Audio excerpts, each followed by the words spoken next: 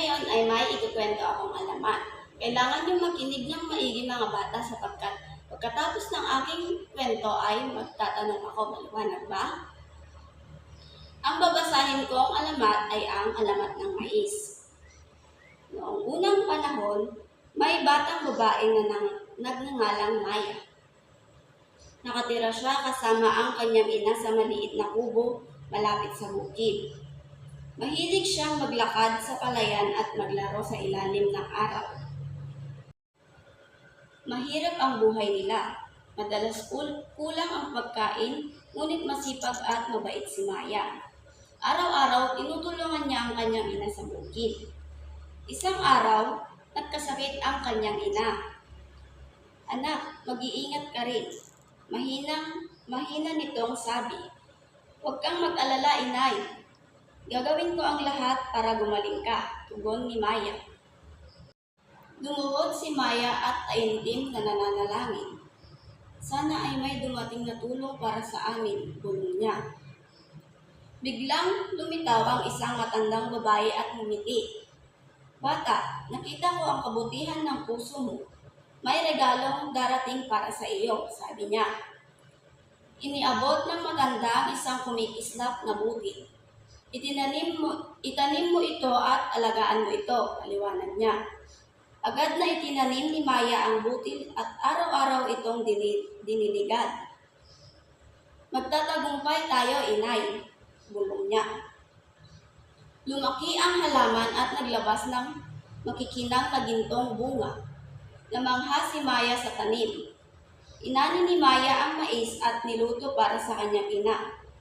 Agad itong gumaling at napangiti kay Maya. Pinangalanan niya ang bunga ng mais alang-alang kay Maya. Ibinahagi ni Maya ang butil sa mga kapitbahay. Natuwa sila at natutong magtanim ng mais. Mula noon, sagana ang baryo sa mais. Mula noon, naging simbolo ng biyaya at pagtsatsaga ang mais. Ngayon ay titignan natin kung talagang nakinig kayo sa ating kwento. Ngayon, sino-sino ang tauhan sa ating kwento, mga bata? Tama. Sino naman ang masipag sa ating kwento? Mahusay. Ngayon, saan naman naganap ang ating kwento, mga bata?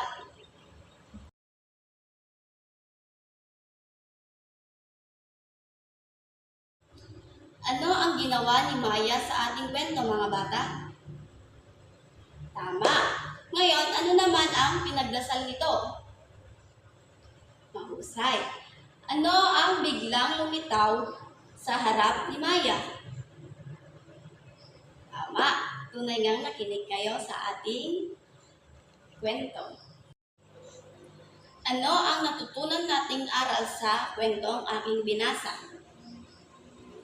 Mahusay, mga bata. Dapat tayong maging masipag at matyaga at mabait gaya ni Maya upang tayo ay puriin ng mga tao. Tungkol saan nga ulit ang ating tinalakay, mga bata? Tama. Tama. Anong uri nga ulit ng panitikan ang kwento ni Maya, mga bata? Mahusay. Ano naman ang ibig sabihin ng alamat?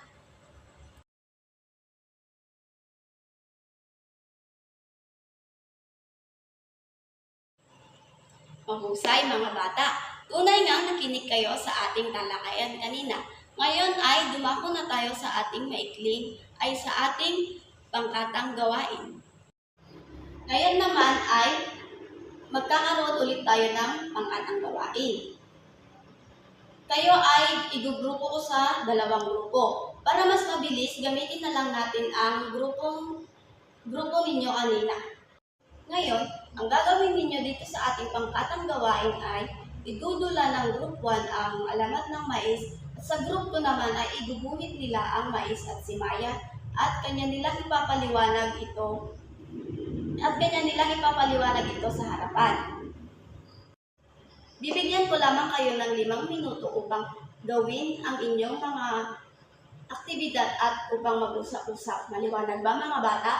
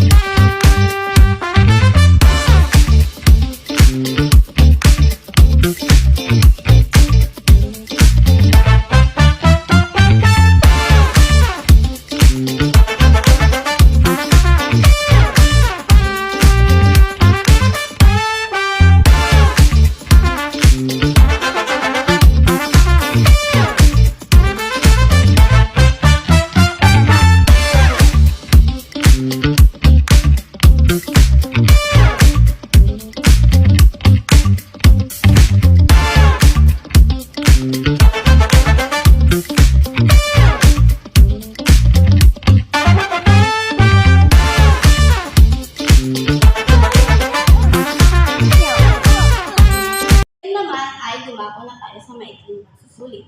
Ngunit bago yun, maaari niyo bang basahin ang ating mga panungto, mga bata? Basahin. Ngayon ay maaari niyo nang simulan ang inyong gawain. Tapos niyo na ba, mga bata?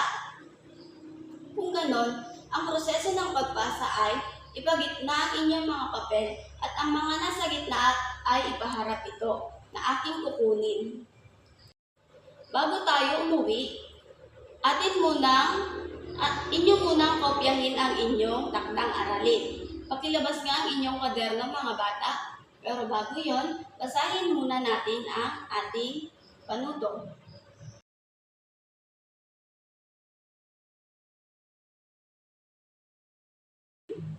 Tapos yun na ba, mga bata? Kung ganon, yun lamang. Maraming salamat at paalam.